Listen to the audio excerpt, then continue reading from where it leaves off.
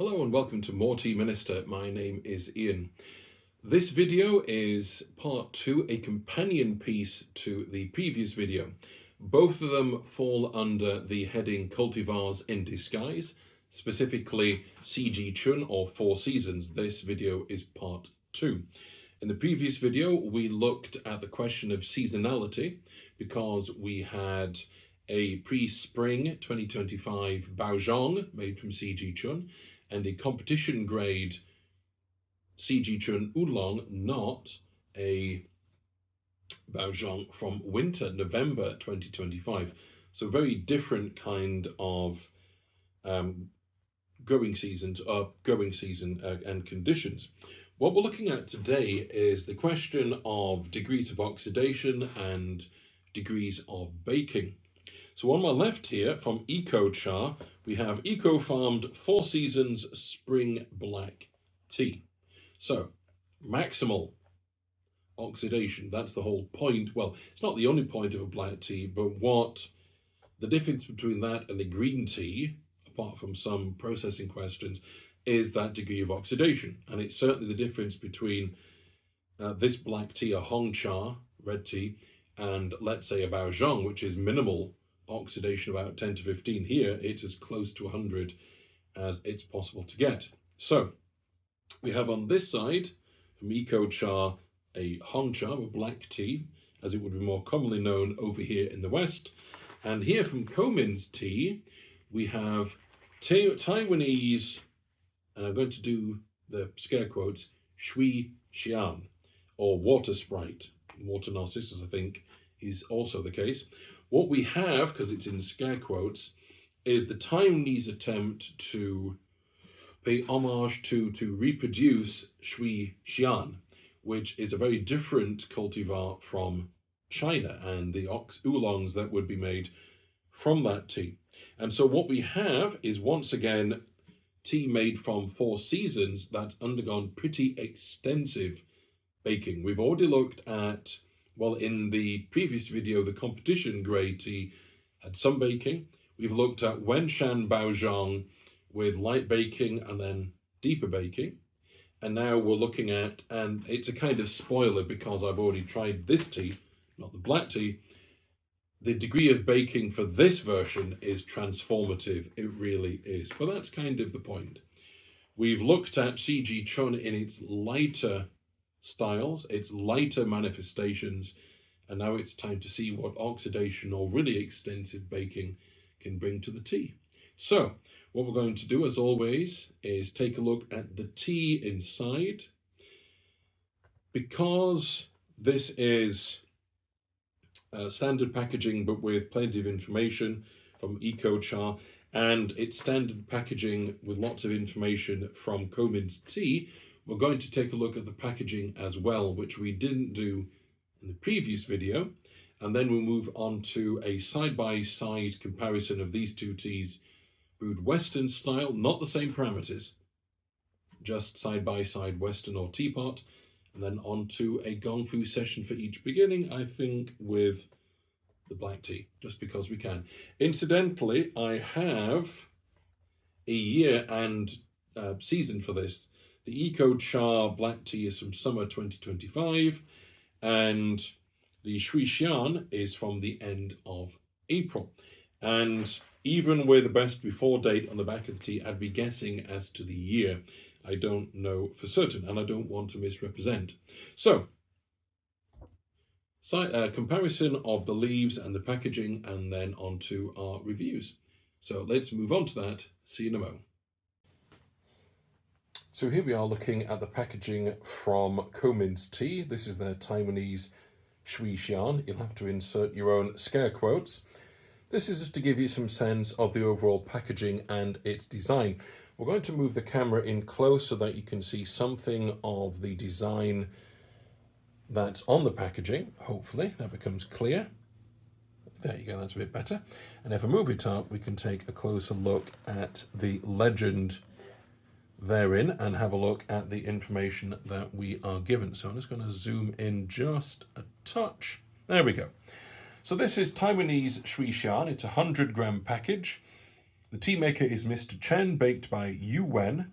That's something that Comins Tea very carefully point out, that tea production in Taiwan is something that can be kind of compartmentalized, so that the grower is not necessarily the producer, is not necessarily the baker. The origin is from Mingjian Township, Nantou County. The harvest time is end of April. The cultivar is CG Chun, 4 seasons. The plucking standard is machine harvested. The experience is it's smooth, full-bodied tea with a toasty, woody flavour. And the preparation they're recommending is Gongfu. And without specifying the size of the vessel, you're looking at 5 grams of leaf, 90 degrees centigrade. And the first steeping is pretty extended at 45 seconds, and then adding 20 seconds thereafter. So that is the first part of our review of the packaging. Now let's move on to look at the packaging for the Eco Cha red tea in a mo. So here we are looking at the packaging as a whole for Eco Cha's eco-farmed 4 seasons spring black tea. At the bottom of the packaging here, or lower down the label, we have berry, citrus and molasses, whole leaf black tea. And despite the size of the packaging, you can see the size of it next to my hand, it's actually for 38 grams, just because of the tea isn't rolled, the leaves aren't rolled. If I turn this sideways, you can see that the label continues all the way round.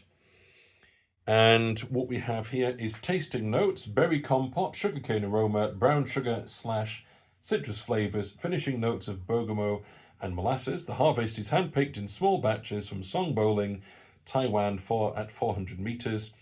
It's summer 2025, and the brewing guide, I don't always follow their brewing guides, is 6 grams of tea in 300 ml of water, 100 degrees centigrade, steep for 2 minutes and re-steep. So let's just turn this back to the front and maybe make it a bit more central. And then we'll just take a quick zoom in, just so you get a better sense of the colour for the packaging. It's a burgundy brown colour. I think that's a reasonable way of phrasing it. And now let's take a look at the inner packaging for Eco Cha's tea. Then we'll take a look at the tea leaves. Let's move on to that. Here we are looking at the inner packaging for Eco Cha's black tea, or Hong Cha red tea. As you can see, there is a label at the top of the packaging in the same colour as the outer label. I wasn't expecting this gold-coloured packaging. I haven't actually looked inside this. Maybe it's something that accompanies other black teas from Eco Cha, and we'll be able to report on that.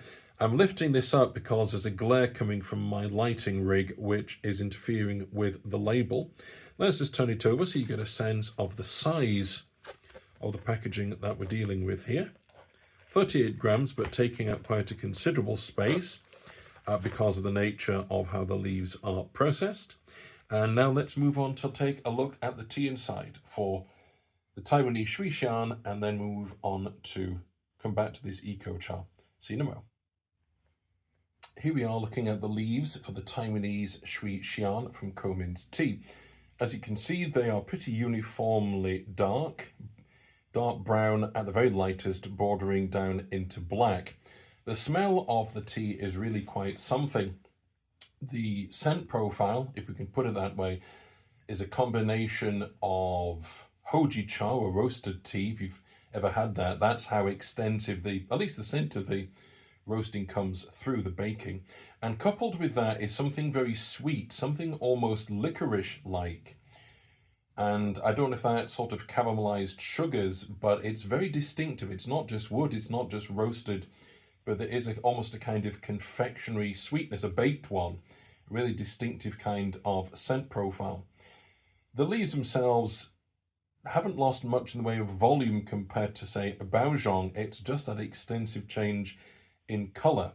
I would say the leaves are probably 2 or 3 mils wide, and although they're kind of slightly twisted and out of shape, they're probably more or less about a couple of centimetres on the larger part of an inch long.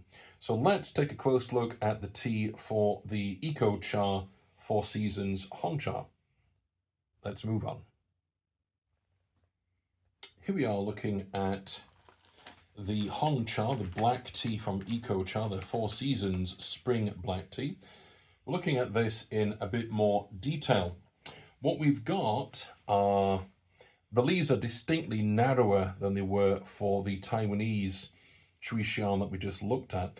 The colour scheme is much the same. It's predominantly dark brown bordering into black with some lighter pieces. I don't know if that's stalk material or we're just looking at the ends of cut through leaves. It's not quite clear. The scent profile is very interesting. It's a combination. I'm just going to take another sniff to remind myself. It's a combination of something dark and slightly bitter, cocoa-y, like you'd expect from a Hong Cha, but it's also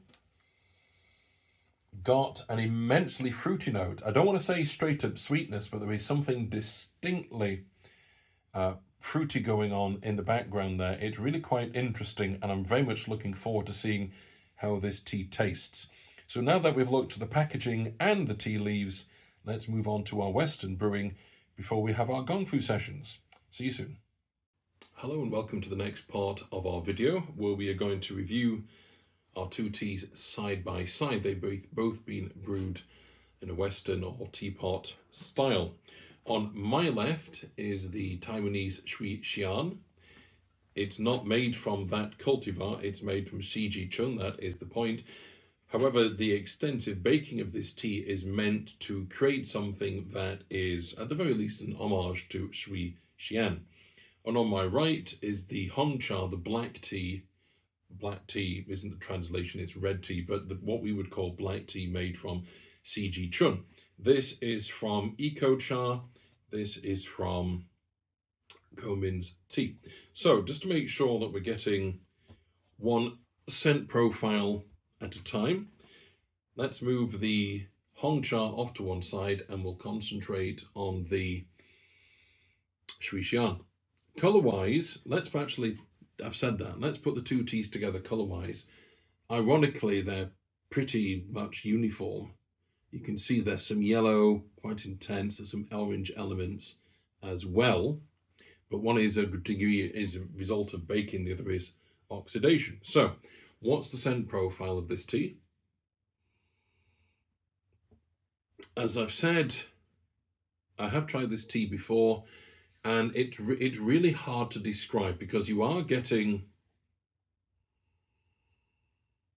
Would you know it was roasted if I wasn't told it was roasted? Because there's something almost licorice about it, because it's sweet and very, very savoury at the same time. It's extremely pleasant, but it's hard to pin down. There's elements of something almost like cinnamon, but I know cinnamon and licorice aren't the same, but it's got the dry spice element with sweetness to it. It's woody. There is some sweetness to it as well. Maybe that's why it comes across almost like licorice. It's that savoury spice meets sweetness. Either way, it really is the most extraordinary scent. So let's put it to one side. Before we taste it, let's have a look at the one that I haven't tried already. So this is the Hong Cha. Now that's really interesting because there are some elements to that which are also in the Shui Xian. I'm just trying to pin down what it is. It's the savoury spice. Some of that must be coming from the cultivar. There's a perfumey quality to it, almost. When it first brewed and it was still hotter, it was really literally like perfume, not the sweetness of perfume, but that highly aromatic, volatile aspect of perfume. There is something of the fruitiness of a red tea. Pretty juicy in that respect, not much sweetness. And I'm not really, there is something of the cocoa-y black tea quality, red tea quality, but it's very, very mild. It's perfumey and it's dark fruits, and it's quite clearly a Hong Cha or red tea / black tea. This one's just super intense, savory spice with some sweetness. So let's give it a taste. And clean up the table afterwards. It's all there on the cup, that same hyper intense sweetness, savory spice, licoricey, woody, cinnamony quality to it.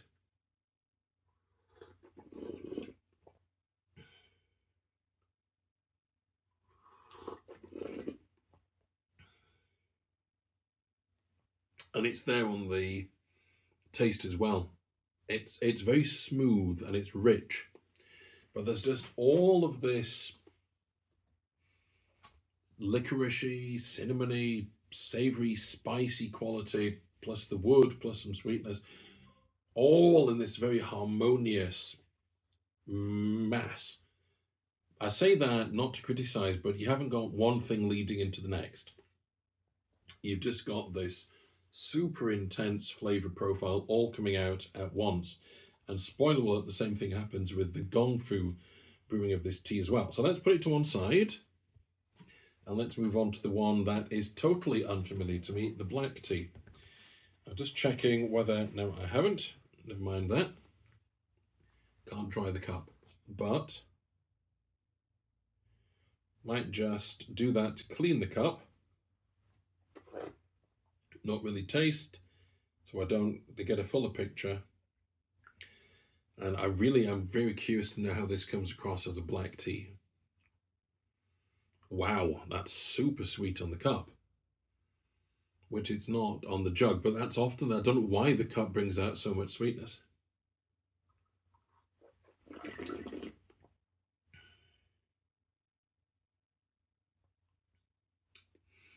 There's more of that tannic, cocoa-y, black tea quality right at the front, certainly more than scent-wise.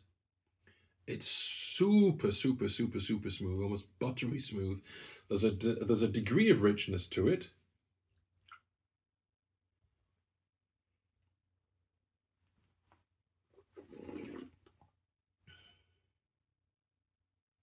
Yeah, it's the cocoa, the tannins are forward, the oxidized, highly oxidized, and then it leads into the dark fruit. Very smooth, very harmonious in that respect. That's interesting. Sometimes it's the other way around. You've got the fruit leading into the cocoa. This is definitely the other way around. Cocoa leading into the fruit. The flavor's lingering, especially that black tea aspect. That's really lingering.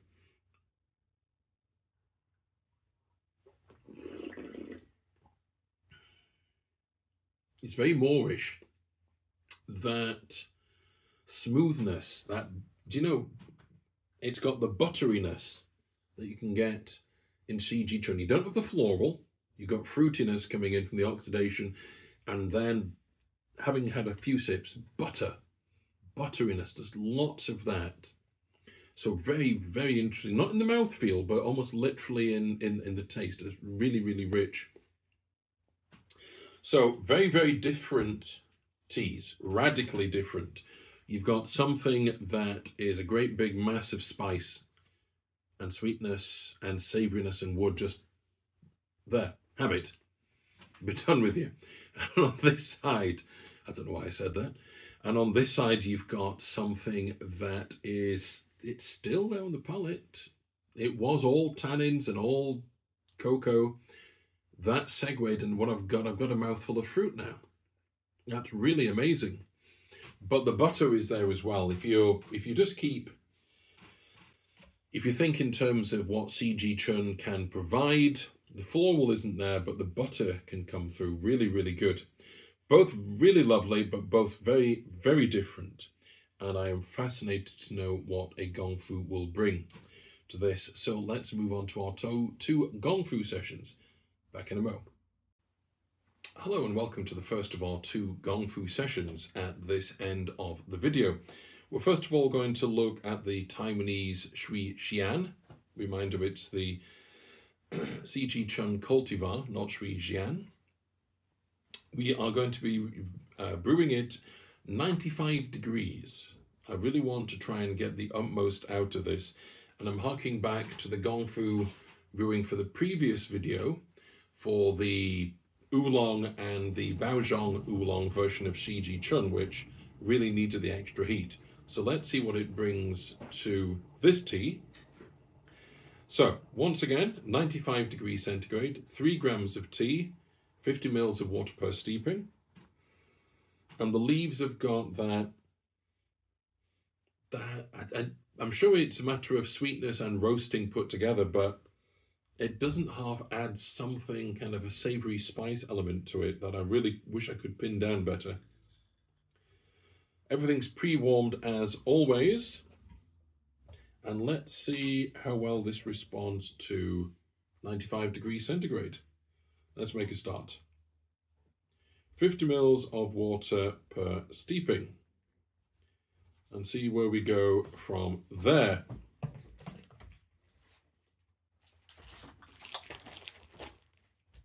Let's see how we do with that. We'll maybe take this to 30 seconds and take a quick peek. It does release a lot of flavour. Okay, there's something of that highly roasted quality there. I think we'll push it to maybe 45, and we'll just do that.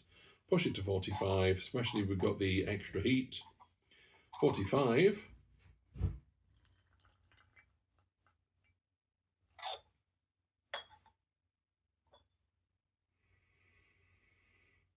We've got the bitterness, if we can put it that way without criticising. That's in the background to this tea. Thankfully, it's not bitterness on its own. There's bitterness and sweetness and all the other complexity. But that's what's coming through on that first steeping, at least on the scent, from the lid, on the jug. Ooh. Something of the next component, that savoury spice is there along with the intense kind of roasted quality. Colour-wise, that's a pretty intense colour. I would say that's bronze already. And let's see where we are. Yeah, definitely getting that highly, highly baked aspect to it.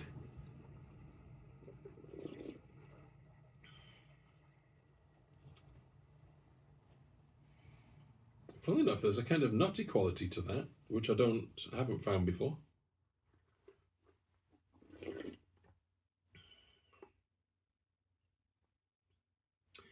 Believe it or not, it's still got that really intense baked aspect, roasted, charred almost, something of the savoury spice, but believe it or not, on top is coconut.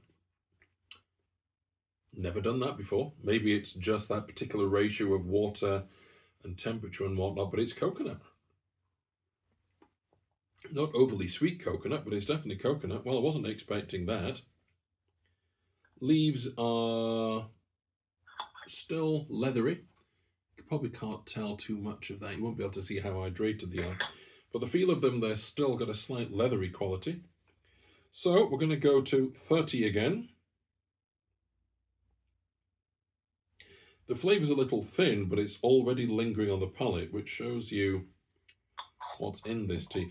Once we've gone through the Gongfu session, I'll let you into a finding I've had before about this tea, which in the past hasn't made it that encouraging for Gongfu, but it hasn't responded like this before. So that's been brewing without the timer on. I think that's about 7 seconds. So if I go for 22, 23, that'll be 30. My hands are hovering. I'm trying to fidget. Hands in my lap, so I don't fidget. 23. Something sweet coming through there.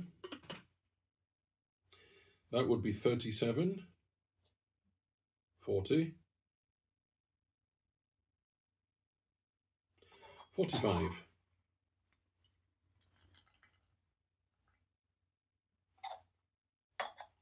That's something different as well. In the past, I've noticed you get, as with the Western brewing, you tend to get all the different aspects of the flavor profile in a one with that tea, but that's interesting how it was sort of working together, especially with that coconut. Okay, the leaves themselves are still leathery, but you do sometimes get that with very baked leaf as well. Trying to work out whether it's leathery because it's not hydrated or leathery just because of what really intense baking does. Color-wise, reddish bronze this time. Yeah. Loads of sweetness. Loads of sweetness and that volatile kind of savory spice quality to it.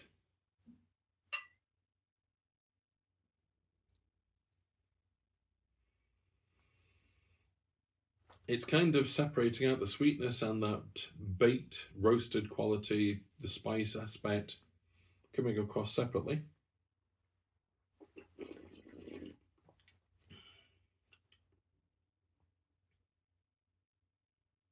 The baked is marrying very well with that spice. However, it's almost uncomfortable. It's almost at the point where what you're getting is charring. But there's a lot going on underneath. And I think you would have to be careful not to let that charring quality take over. Thankfully, it is complex.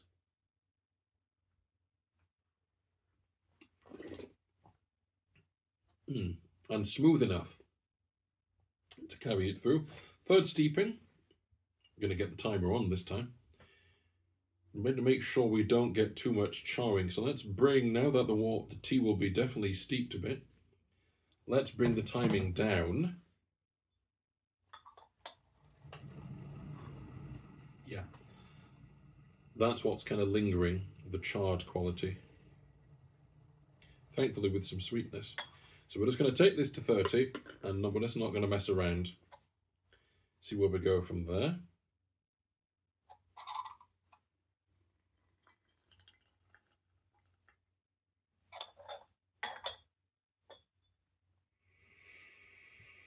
Funnily enough, some straight up kind of vegetal note there. Still kind of hint of the butter. That's interesting. Hint of the butteriness. Definitely there. It's very drying. Do you know there's almost a whiskey note to that? Probably that might fade once it's cooled a little. It's the volatiles and that smoky, charred quality. Yeah, now it's cooled, it's more tea, but when it was hot, there was a sort of peaty whiskey. And in fact, there is something of that still there in the background. Yeah. I'm thinking, my point being is I'm thinking the sweetness as kind of is sitting on top, at least scent-wise, over the smoke, over that sort of roasted quality.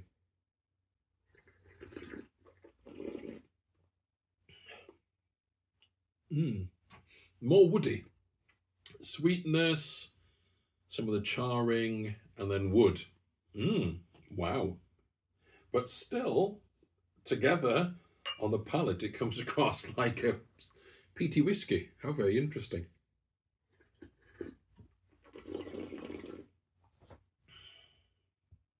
Yeah.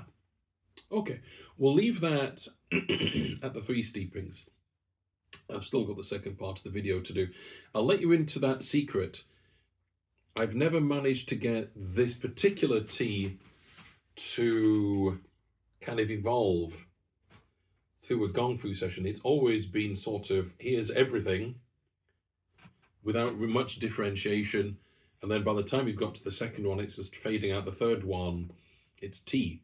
That is really responsive. Maybe it's the higher temperature.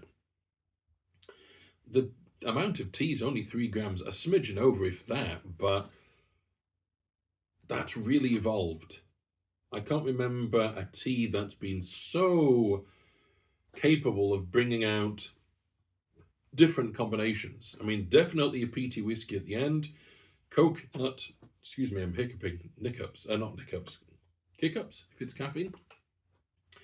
And there's been coconut, there's been charring, almost too much, and then you've got peaty whiskey there.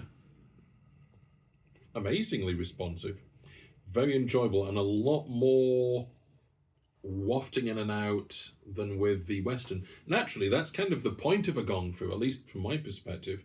So very interesting, and let's see what Gongfu does for the black tea. See you in a moment. Welcome to the final part of our video, which is our second Gongfu session, wherein we are going to review the Four Seasons CG Chun black tea or Hongcha red tea from EcoCha.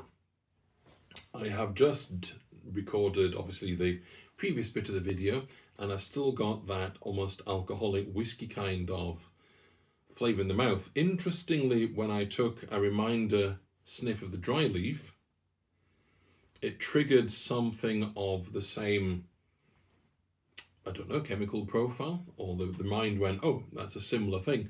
So that's interesting that the roasted version and this highly oxidized one managed to trigger a sense of, oh, this is alcohol, which is a very intriguing perspective. So 3 grams of tea, we're playing it safe, 95 degrees centigrade, 50 mils of water per steeping, and we'll see how long each steeping has to be.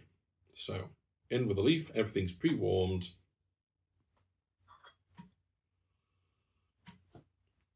Sometimes you get a different scent from the dry leaf if it hits something pre-warmed, and it's really just brought out sweetness and a bit of cocoa. So 50 mils at a time. I'm going to pour it in slowly to cover, make sure that the leaves are covered. There's a sort of clump of leaf in the middle of the bowl. I didn't want to break it up in case I shattered the leaf, which would affect how it brewed.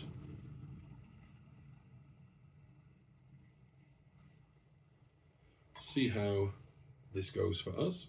That's 25 seconds, so we're coming up for 30.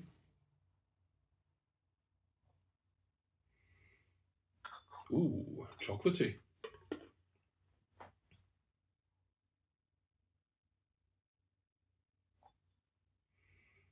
Okay. I think we'll take that to 50. I really don't want to bring out too much tannin. Not that I'm saying we will, but I want to play it safe.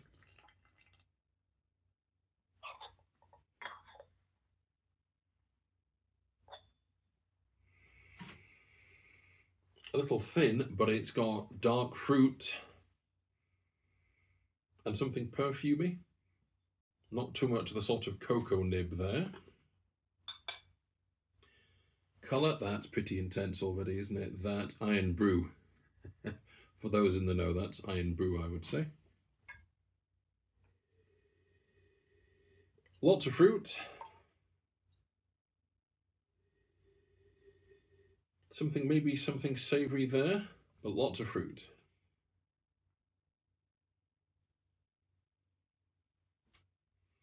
Same on the cup.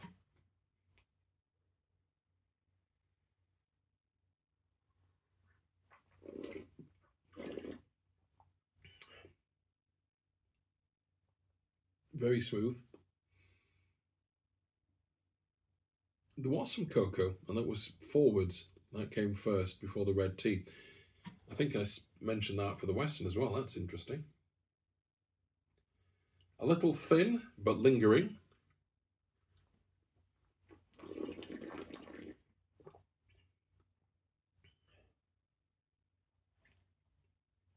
Definitely cocoa tannins forward, but still plenty fruit, very smooth, and some sweetness. The leaves are, wow. Well, that's interesting. The bundle at the front really has not compromised a great deal. The material in the Gaiwan is pliable at best. So, do we go hotter? but shorter. What are we going to do? Okay.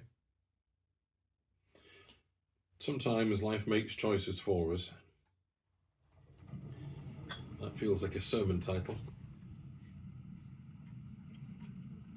My next sermon is going to be on what's the difference between providence and coincidence and serendipity. Hopefully it's not going to be as complicated as it sounds.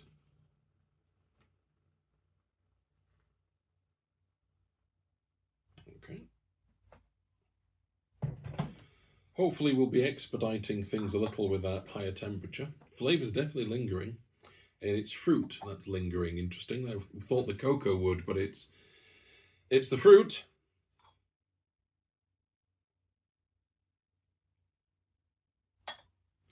Let's see what it's like at 30. Right, it's all there at 30, so we're going to stop at 40. No more. Sorry, scraping noise.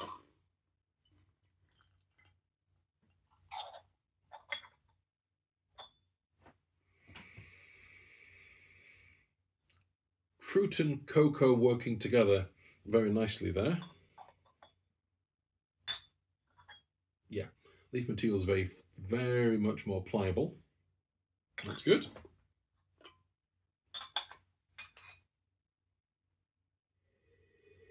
Ooh.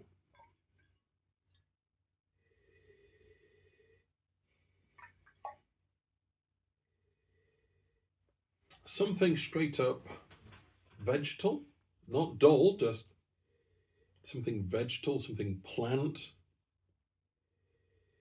Not too much the sweetness or the fruit, but some of the cocoa is there. Sweetness is on the cup.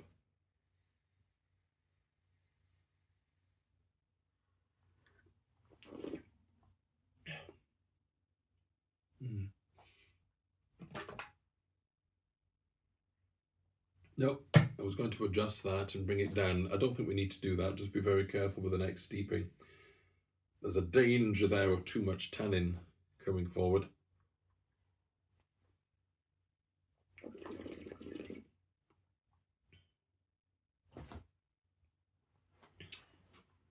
I'm not careful. Funnily enough, there's still that sort of slightly wine. It's not, yeah, there is a sort of a red wine quality. It's the tannins. You get red tannins in red wine. That's how it's coming across. Sort of fruity and tannins, red wine. That's not really a surprise, I suppose. Right, let's bring this down. If the leaves have started to steep more properly, we'll take that to 30 and definitely turn it off. We're not playing. Okay.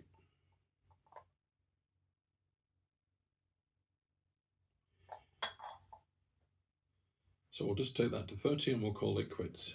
And then we'll sum up our findings.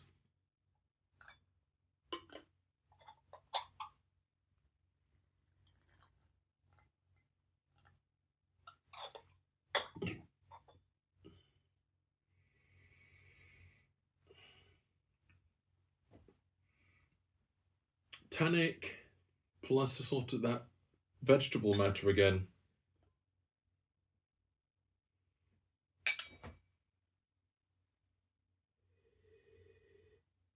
There's more sweetness on the cup, on the jug, thankfully. But again, the brain keeps saying that's alcohol, that is. Fruit and tannins. Interesting.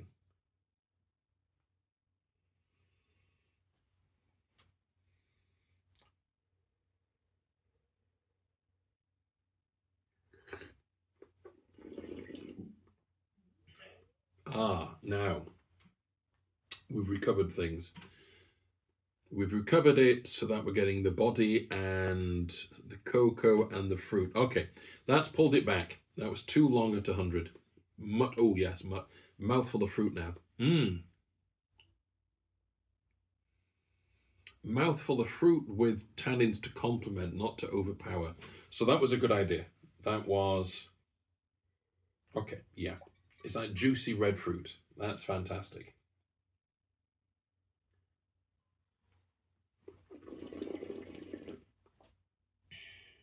Yeah, juicy red fruit. Very ripe red fruit with the tannic there just to complement the flavour, make it kind of stand out. Okay, so my initial thought had been that this was not responding very well to Gongfu, but it has evolved, and that third steeping, hotter, longer than I might have thought, but not too long, has brought out the fruit, but not brought out too much of the tannic side to it. But you put the two together, and they're complementing each other. It's not even one to the other or vice versa, but meshed. Really interesting. Very complex, mouthful of fruit. It's drying, but not too bad. I think they both responded very well to Western and Gongfu. The Shui Xian did fantastically well. It evolved a great deal. That has evolved as well.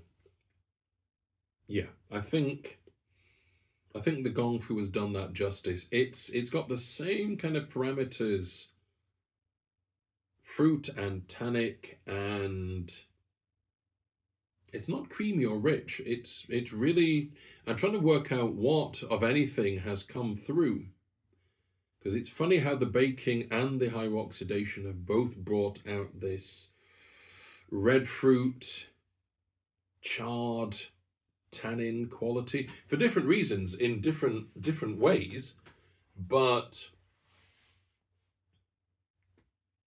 you've ended up with two teas that aren't radically different. There's more tannin and cocoa in this, but you're achieving something similar with the baking. So okay, so as a basis for oxidizing or really intense baking, then the CG Chun, it's bringing out fruit and it's bringing out a bitterness bluntly, but together it's telling the brain that there's something alcoholic here, there's something peaty, there's something red winey, there's an interplay of bitter and fruit. Really, really balanced, really, really interesting for different reasons. And I'm glad that we got the parameters right for the Shui Xian, because it's never managed to come through quite so well. Must be because I'm concentrating for the camera. Anyway, this isn't a review as in how many points is it going to get. I'm exploring, and that's been really interesting and really enjoyable, and I hope it has been for you as well. So, happy steeping, as always, and as always, God bless.